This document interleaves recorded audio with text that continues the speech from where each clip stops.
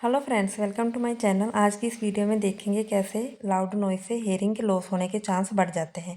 Because जो ये drum होता है कान का पर्दा, उस पर जब कंटिन्यूसली म्यूजिक वाइब्रेट होता है, कंटिन्यूसली हम लाउड म्यूजिक के कांटेक्ट में रहते हैं, तो जो वहाँ पर हेयर सेल होते हैं, बहुत ज़्यादा स्मॉल छोटे छोटे हेयर सेल होते हैं, वो धीरे धीरे डैमेज होने शुरू हो जाते हैं।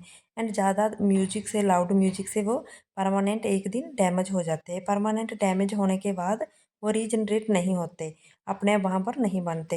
इससे क्या होता है, हेयरिंग लॉस हो जाती है परमानेंट। एंड इसके अलावा कान में दर्द रहने लगता है एंड रिंगिंग की आवाज़ आनी शुरू हो जाती है। इसलिए हमें हमेशा हेयरिंग लॉस से बचने के लिए, अगर हम कान में ईयरफोन लगाते भी हैं तो वो इसको कम रखना चाहिए। कंटिन्यूसली लाउड म्यूज़िक नहीं सुनना चाहिए। कंटिन्यूसली म्यूजिक सुनने से हेयरिंग लॉस होने के चांस बढ़ जाते हैं। इसके अलावा कान में प्रॉब्लम दिक्कत होती है। Thanks for watching.